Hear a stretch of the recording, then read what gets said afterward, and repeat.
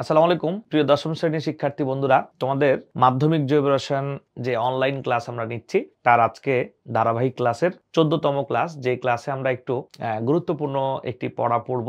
তবে আজকে যে টপিকটি পড়ব সেই টপিকটি যদি কোনো শিক্ষার্থী এসএসসি সিলেবাস বা বোর্ড পরীক্ষার প্রস্তুতি নাও তাহলে সেটা না পড়লেও চলবে। অর্থাৎ এই টপিক থেকে বিগত বছরে বোর্ড পরীক্ষায় কখনো কোনো কোয়েশ্চেন হয় নাই, কিন্তু বোর্ড বইয়ে এটা নিয়ে সামান্য টাচ দেয়া আছে। তাই আমাদের শিক্ষার্থীদের জানার আগ্রহ যেহেতু অনেক বেশি থাকে, তাই আমি চেষ্টা করছি তাদের এই জানার আগ্রহটির পরিপূর্ণতা দান করার জন্য এই টপিকটা নিয়ে মোটামুটি যতটুকু ডিটেল এসএসসি লেভেলে আলোচনা করা যায় সেইটুকু নিয়ে আলোচনা করতে, এবং বাকি আলোচনা হয়তো আমরা এইচএসসি লেভেলে গিয়ে করব ইনশাল্লাহ। আর যে সকল শিক্ষার্থী অর্গানিক কম পড়ে ভালো করতে চাও, অর্থাৎ একটু সাজেশন ভিত্তিক পড়তে চাও, তারা আজকের এই টপিকটি বাদ দিয়ে দিতে পারো, কোনো অসুবিধা নেই। আচ্ছা, কি টপিক নিয়ে আমরা কথা বলছি বা কোন টপিকটার কথা বলছি আমরা? বলা হচ্ছে দেখো, অ্যালকিন থেকে অ্যালকাইল হ্যালাইড, অ্যালকোহল, অ্যালডিহাইড এবং জৈব অ্যাসিড তুমি তৈরি করা এর আগে শিখেছো।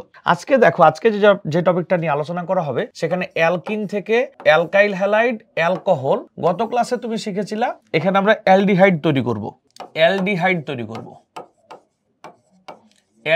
তৈরি করা আমরা গত ক্লাসে শিখেছি, কিন্তু আজকে আমরা শিখতে চাই কিটোন তৈরি। অ্যালকিন থেকে অ্যালকাইল হ্যালাইড, অ্যালকোহল, অ্যালডিহাইড এবং জৈব অ্যাসিড, এটা আমরা গত ক্লাসে শিখেছি।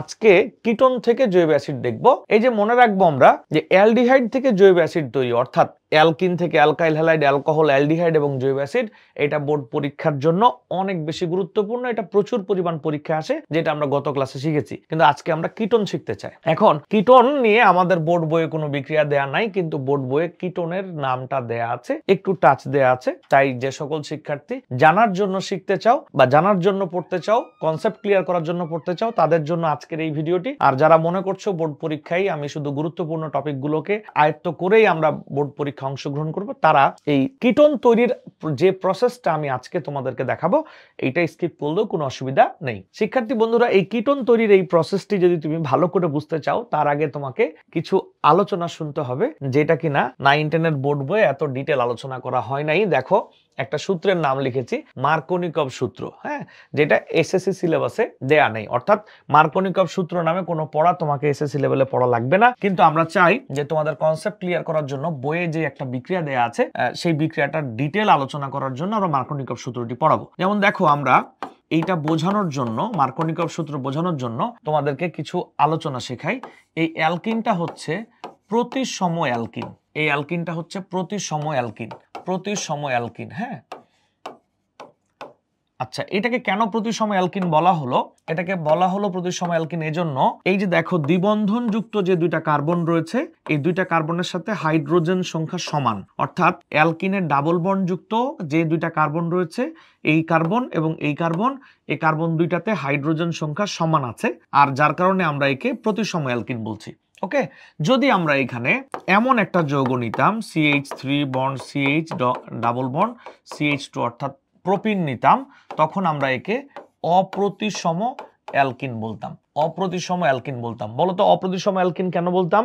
কারণ দেখো, এই যৌগটার এই ডাবল বন্ড যুক্ত যে কার্বনটি রয়েছে, এইটা এবং এইটা, এই কার্বনের দেখো এইটাতে হাইড্রোজেন আছে একটা, আর এটাতে হাইড্রোজেন আছে কয়টা? দুইটা। অর্থাৎ অপ্রতিসম অ্যালকিনের দ্বিবন্ধন যুক্ত কার্বনের সাথে এখানে আছে হাইড্রোজেন, এখানে আছে হাইড্রোজেন একটা, আর এখানে আছে হাইড্রোজেন কয়টা? দুইটা।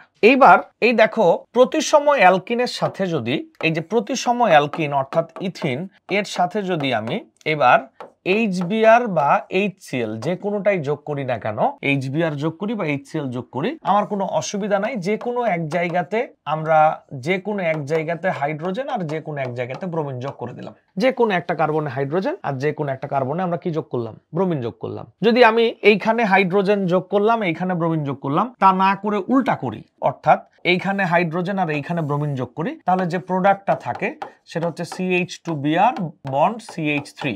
অর্থাৎ দেখো, এই যৌগটা হচ্ছে ব্রোমো ইথেন, এই যৌগটাও কিন্তু ব্রোমো ইথেন। এই দুই ব্রোমো ইথেনের মধ্যে বেসিক্যালি কোনো তফাৎ নেই। এটাও যে ব্রোমো ইথেন, এটাও সেই ব্রোমো ইথেন। এই ব্রোমো ইথেনের মধ্যে বেসিক্যালি কোনো তফাৎ নেই। কিন্তু যদি আমি একটা অপ্রতিসম অ্যালকিন অর্থাৎ প্রোপিনের সাথে যদি আমরা HBr বা HCl যোগ করি, ধরা যাক HBr যোগ করলাম, তখন এখানে একটা ঝামেলা হবে। ঝামেলাটা হচ্ছে আমি কোথায় হাইড্রোজেন আর কোথায় ব্রোমিন যোগ করব তা নিয়ে কিন্তু একটা বিভ্রান্তি তৈরি হবে। আমি এইখানে যদি ব্রোমিন হাইড্রোজেন যোগ করি তাহলে এখানে ব্রোমিন যুক্ত হবে, অর্থাৎ বিষয়টা দাঁড়াবে তখন এরকম CH3 দেন CH2 বন্ড CH2 Br এমন কিছু হবে, রাইট? আর যদি আমরা উল্টা ঘটনা ঘটাই, অর্থাৎ যদি আমরা এইখানে H যোগ করি আর এইখানে Br যোগ করি, তাহলে যে প্রোডাক্টটা আসবে সেটা হচ্ছে এমন হবে, তাই না? এই দেখো এমন হবে। অর্থাৎ প্রথমটা হচ্ছে 1 ব্রোমোপ্রোপেন আর দ্বিতীয়টা হচ্ছে 2 ব্রোমোপ্রোপেন। যেহেতু এইটা একটা অপ্রতিসম অ্যালকিন, আমি ডাবল বন্ডের কোথায় হাইড্রোজেন আর কোথায় ব্রোমিন যোগ করব এটা নিয়ে আমাদের বিভ্রান্তি তৈরি হতে পারে। অর্থাৎ আমরা এক জায়গায় হাইড্রোজেন আর এক জায়গায় ব্রোমিন যদি যোগ করি তাহলে আমাদের এই দুই ধরনের প্রোডাক্ট তৈরি হবে, একটা হচ্ছে 1 ব্রোমোপ্রোপেন আর একটা হচ্ছে 2 ব্রোমোপ্রোপেন। 1 ব্রোমোপ্রোপেন আর 2 ব্রোমোপ্রোপেন যখন ভিন্ন ভিন্ন প্রোডাক্ট তৈরি হবে আর তার মধ্যে যখন আমরা জলীয় ক্ষার যোগ করব তখন যেই বিপদটা হতে পারে, যে ঝামেলাটা হতে পারে, সেটা হচ্ছে এইখানে যখন আমি জলীয় ক্ষার যোগ করব ঠিক যেখানে ব্রোমিন আছে ওখানে গিয়ে OH যুক্ত হবে।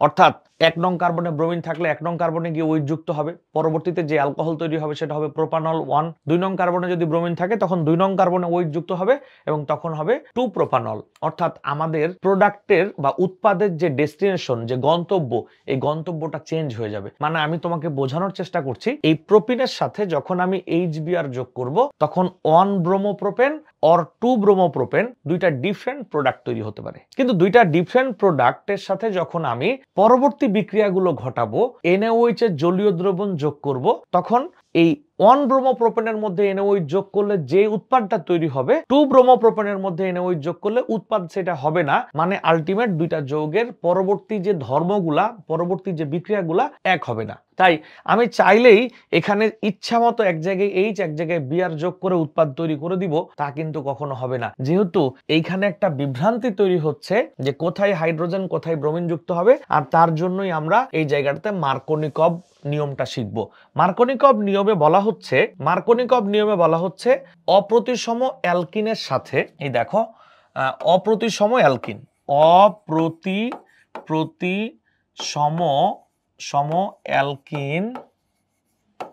অ্যালকিন যোগ এখানে HCl ও হতে পারে, HBr ও হতে পারে। গত ক্লাসে এটা নিয়ে তোমাদের সাথে কথা বলছিলাম।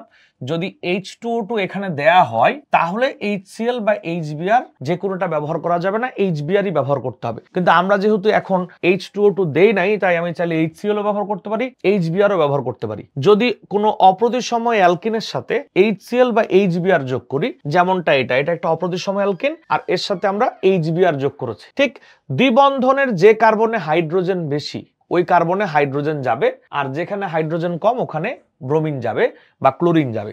অর্থাৎ এখানে একটা ছন্দ বলা হয় যে তেলা মাথায় তেল দেওয়া হয়। মার্কোনিকভ নিয়ম অনুযায়ী ডাবল বন্ডের ঠিক যে কার্বনে হাইড্রোজেন বেশি ওই কার্বনে হাইড্রোজেন যাবে, আর ডাবল বন্ডের যে কার্বনে হাইড্রোজেন কম ওই কার্বনে ক্লোরিন বা ব্রোমিন হ্যালোজেন যাবে। অর্থাৎ আমরা যদি মার্কোনিকভ নিয়ম মেনে এই বিক্রিয়াটি করি তাহলে আমাদের প্রধান উৎপাদ হচ্ছে এইটা। কেননা এখানে দেখো ভালো করে, এই দেখো ডাবল বন্ড যুক্ত কার্বন দেখতে পাচ্ছ, এখানে এই ডাবল বন্ড যুক্ত কার্বনের যেখানে হাইড্রোজেন বেশি সেখানেই হাইড্রোজেন যাবে, আর যেখানে হাইড্রোজেন কম সেখানে যাবে ব্রোমিন। অর্থাৎ আমাদের উৎপাদ হবে এইটা উৎপাদ হবে না। তাহলে আমি আবারও রিপিট করছি, মার্কোনিকভ সূত্রটি কি?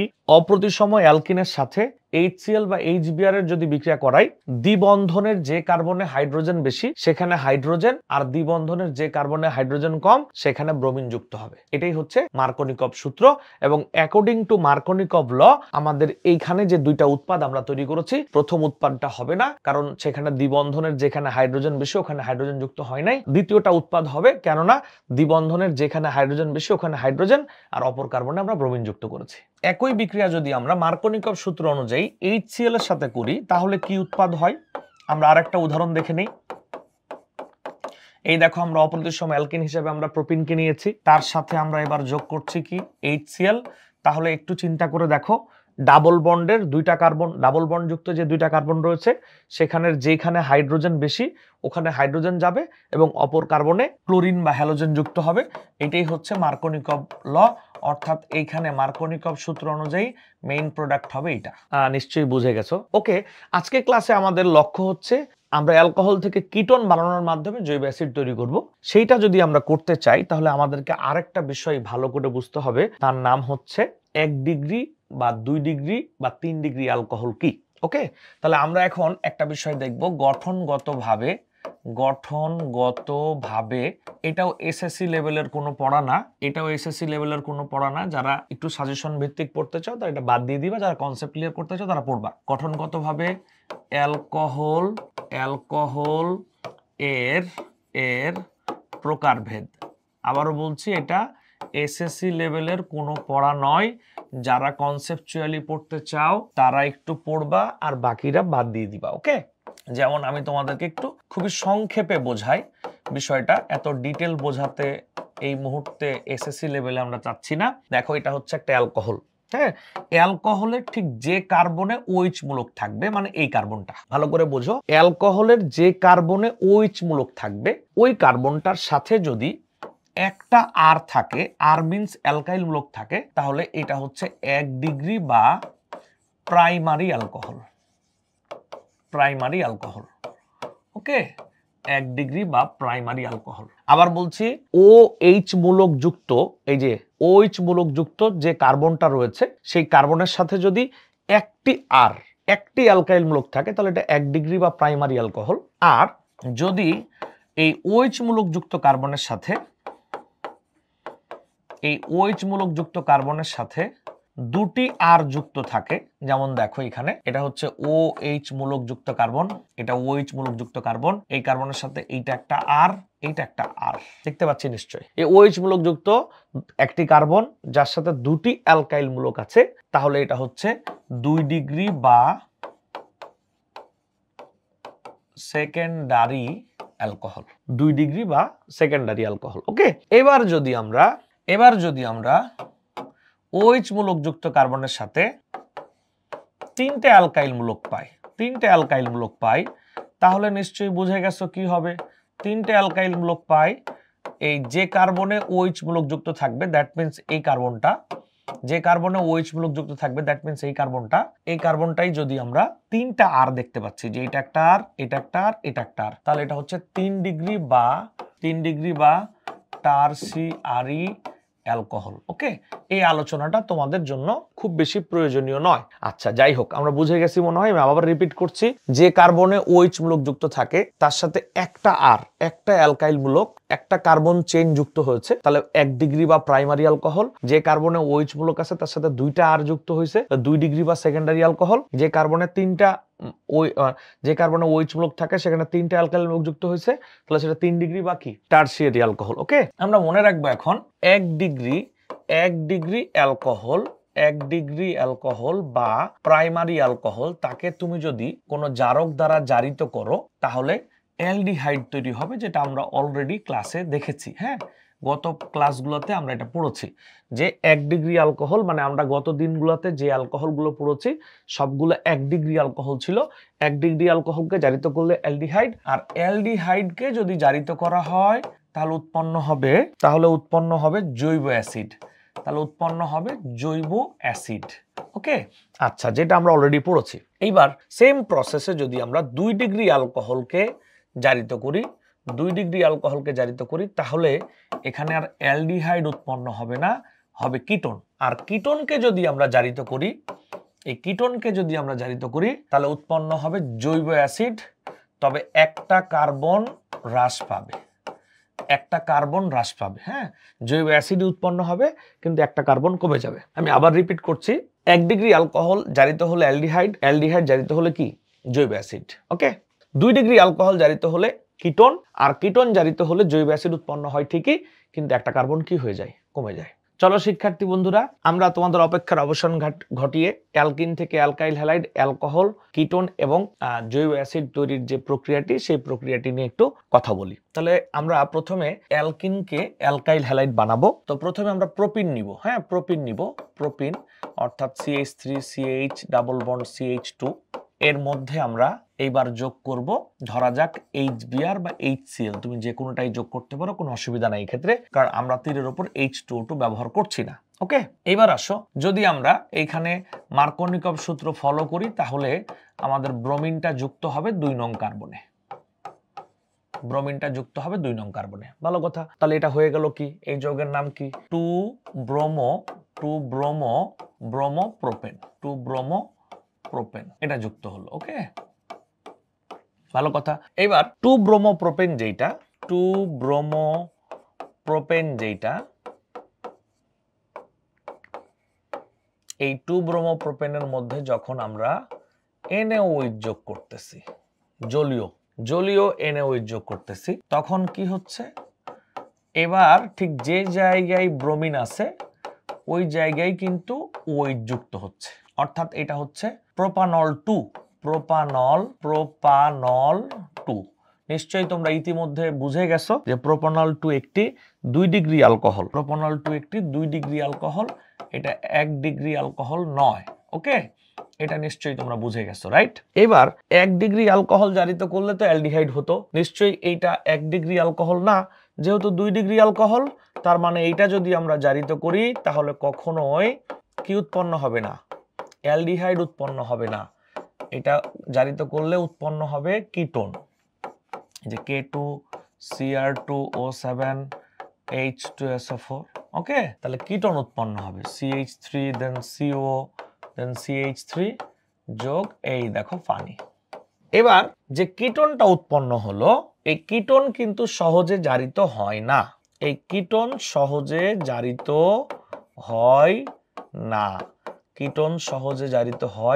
তাহলে কিটোন সহজে যেহেতু জারিত হয় না, কি হবে? এই যে K2Cr2O7H2SO4, কিটোন সহজে জারিত হয় না, কিন্তু আমরা জারিত করলে জারিত হবে ঠিকই, জৈব অ্যাসিড উৎপন্ন হবে, কিন্তু একটা কার্বন কমে যাবে, আমরা বলেছিলাম। অর্থাৎ এখানে ছিল 3 কার্বন, উৎপন্ন জৈব অ্যাসিডে কার্বন হবে 2টা, আর এই জন্য এখানে হবে ইথানোয়িক অ্যাসিড, আর যে কার্বনটা কমে যাবে সেটা তৈরি করবে কার্বন ডাই অক্সাইড। তার মানে এটার নাম হচ্ছে প্রোপানন,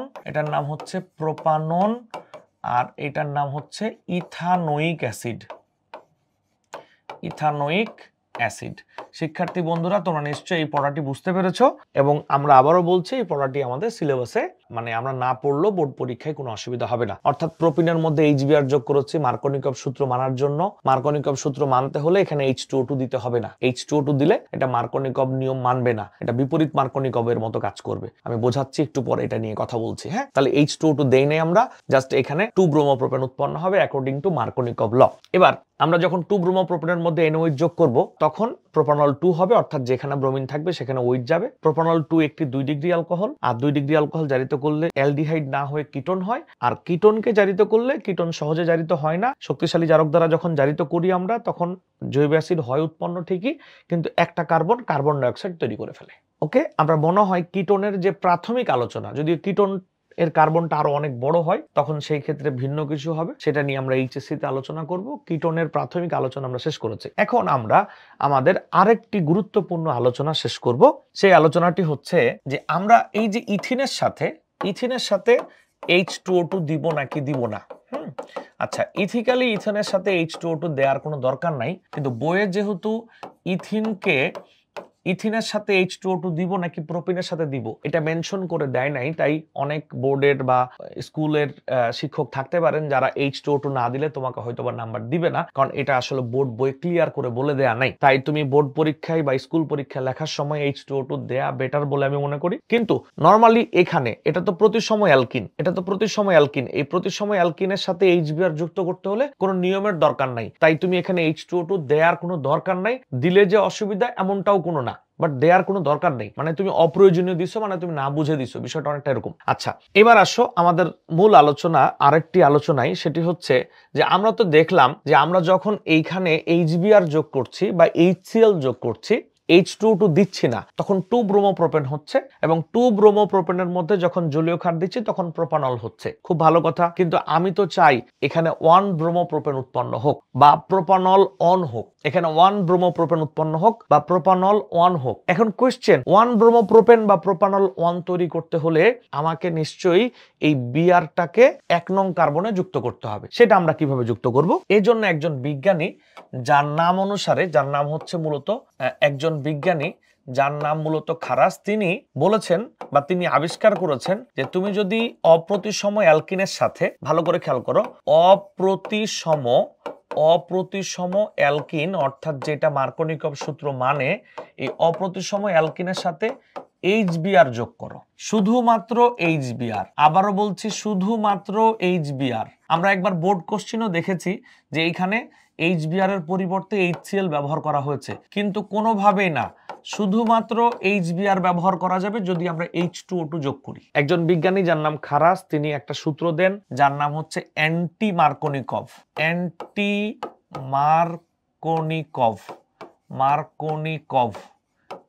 মার্কোনিকভ সূত্র দেন। হ্যাঁ, যিনি দেন তার নাম কি? খারাস। তিনি বলছে অপ্রতিসম অ্যালকিনের সাথে তুমি যদি HBr যোগ করো, অপ্রতিসম অ্যালকিনের সাথে তুমি যদি HBr যোগ করো এবং যদি এখানে প্রভাবক হিসাবে H2O2 দাও, মনে রাখতে হবে H2O2 প্রভাবক দিলে HBr ছাড়া অ্যান্টি মার্কোনিকভ কাজ করবে না, এখানে HCl দেয়া যাবে না, যদিও বোর্ডে আসছে HCl দিয়ে। ওকে, আচ্ছা, অ্যালকিনের মধ্যে HBr যোগ করবা, প্রভাবক থাকবে কি?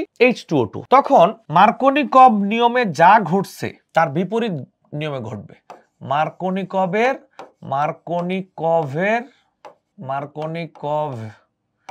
এর বিপরীত ঘটনা ঘটবে। মার্কোনিকভের বিপরীত ঘটনা ঘটবে, অর্থাৎ যদি আমরা এই প্রোপিন দেই, এই প্রোপিন তার সাথে যদি আমরা HBr যোগ করি আর যদি আমরা এখানে H2O2 দেই, তাহলে ঠিক যেখানে হাইড্রোজেন কম ওখানে হাইড্রোজেন, আর যেখানে হাইড্রোজেন বেশি সেখানে ব্রোমিন যাবে। কিন্তু যদি H2O2টা না দিতাম তাহলে মার্কোনিকভ সূত্র মানত। তাহলে দেখো, আমরা নিশ্চয়ই পুরো ব্যাপারটা বুঝে গেছি যে H2O2 কেন দিব, H2O2 দিলে কি হবে, H2O2 না দিলে কি হবে। ইথিনের ক্ষেত্রে H2O2 দেওয়ার ব্যাপারে বইয়ে কোনো নির্দেশনা দেয় নাই, তাই অনেকে H2O2 না দিলে নাম্বার কেটে নেন, কিন্তু ওখানে H2O2 দেওয়ার কোনো প্রয়োজন নাই। বাট অনেক ক্ষেত্রে যেহেতু বোর্ড বইয়ে ক্লিয়ার দেওয়া নাই, আমাদের বোর্ড পরীক্ষায় H2O2 লেখা উচিত বলে আমি মনে করি। আর আমরা মনে রাখবো, বোর্ড পরীক্ষাতেও যদিও ভুল আসছে তারপরেও আমরা মনে রাখবো এখানে HBr ছাড়া HCl দেওয়া যাবে না, যদি কিনা আমি H2O2 ব্যবহার করি। শিক্ষার্থী বন্ধুরা, যাদের তোমাদের অর্গানিক সম্পর্কে একটু অ্যাডভান্স আলোচনা জানার আগ্রহ থাকে তাদের জন্য এই ক্লাসটি, আমি এই আলোচনাটুকু অর্থাৎ এই 14 নাম্বার ক্লাসের শুরু থেকে এখন পর্যন্ত আমি যে আলোচনা করেছি এই আলোচনাটি সবাই দেখবে। যারা কম পড়তে চাও তারাও দেখবে, যারা বেশি পড়তে চাও তারাও দেখবে। কিন্তু যারা মনে করছো আমি এত লোড নিতে পারবো না, অর্গানিক এমনিই কঠিন লাগে, তারা এই টপিকটা বাদ দিয়ে দিবে। আর যারা অবশ্যই অর্গানিক পড়ে ভালো ফিল করছো তারা এই টপিকটা ধরে রাখবে। ওকে, ভবিষ্যতে তোমার এই টপিকটা তোমার জন্য অ্যাসেট হয়ে থাকবে। ওকে, আচ্ছা, এবার আমরা চলে যাই যে ঠিক আছে, আপনি তো এতক্ষণ ধরে আমাদেরকে এই যে আমরা যে কোশ্চেনটা পড়লাম, প্রোপিন থেকে ইথানোয়িক অ্যাসিড, হ্যাঁ, আমরা একটা কার্বন কিন্তু কমে গেছে।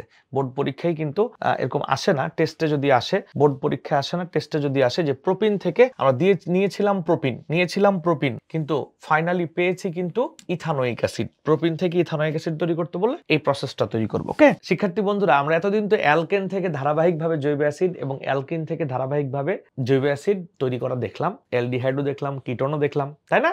আচ্ছা, এবার আমাদের যদি ইচ্ছা হয় অ্যালকাইন থেকে জৈব অ্যাসিড তৈরি করব, তো নিশ্চয়ই তোমরা এসএসসি সিলেবাসে খেয়াল করেছো যে অ্যালকাইন নিয়ে আলোচনা করা হয় নাই, মেইনলি আলোচনা করা হচ্ছে ইথাইন নিয়ে। তো ইথাইন থেকে জৈব অ্যাসিড তৈরি, এটা খুবই গুরুত্বপূর্ণ একটা বিক্রিয়া। আমি তোমাদেরকে দেখাই, এই দেখো, ইথাইনের মধ্যে পানি যোগ করে আমরা ইথানল তৈরির যে বিক্রিয়াটি সেটা আমরা সবাই জানি। এর আগের ক্লাসগুলোতে তোমাদেরকে দেখানো হচ্ছে ইথাইন যোগ পানি, 20% সালফিউরিক অ্যাসিড, 2% মার্কিউরিক সালফেট। এই পড়াটা কিন্তু অনেক গুরুত্বপূর্ণ বোর্ড পরীক্ষার জন্য। হ্যাঁ, ইথাইন থেকে ইথানল তৈরি হলো, আর ইথানল তৈরি হলো তো কোনো কথাই নাই, ইথানলকে জারিত করবা, ইথানোয়িক অ্যাসিড পেয়ে যাবে। এখন পর্যন্ত বোর্ড পরীক্ষায় যে কোশ্চেনগুলো আসছে তার বেশিরভাগ কোশ্চেনে ইথাইন থেকে জৈব অ্যাসিড তৈরি করতেই বলা হয়েছে, অর্থাৎ ইথানোয়িক অ্যাসিড তৈরি করতে বলা হয়েছে। বাট বাই এনি চান্স যদি কখনো অন্য কোনো অ্যালকাইন থেকে জৈব অ্যাসিড তৈরি চলে আসে, তাহলে তোমার টার্গেট থাকবে যে অন্যান্য যে অ্যালকাইন গুলো রয়েছে ইথাইন বাদে তাদের সাথে হাইড্রোজেন যোগ করে কিভাবে আমি তাকে অ্যালকিন বা অ্যালকেন বানাতে পারি। হ্যাঁ, অ্যালকেন অথবা অ্যালকিন যে কোনো একটা বানাবা, বানানোর পর তুমি তো তা থেকে জৈব অ্যাসিড তৈরি করতেই পারছো, যেহেতু ইতিপূর্বের ক্লাসে তোমাকে অ্যালকেন থেকে জৈব অ্যাসিড এবং অ্যালকিন থেকে জৈব অ্যাসিড শেখানো হচ্ছে। তো নিশ্চয়ই বুঝতে পেরে গিয়েছো শিক্ষার্থী বন্ধুরা। তোমাদের পরবর্তী ক্লাস দেখার আমন্ত্রণ জানিয়ে আজকে শেষ করছি। ধন্যবাদ সবাইকে। আসসালামু আলাইকুম, আল্লাহ হাফেজ।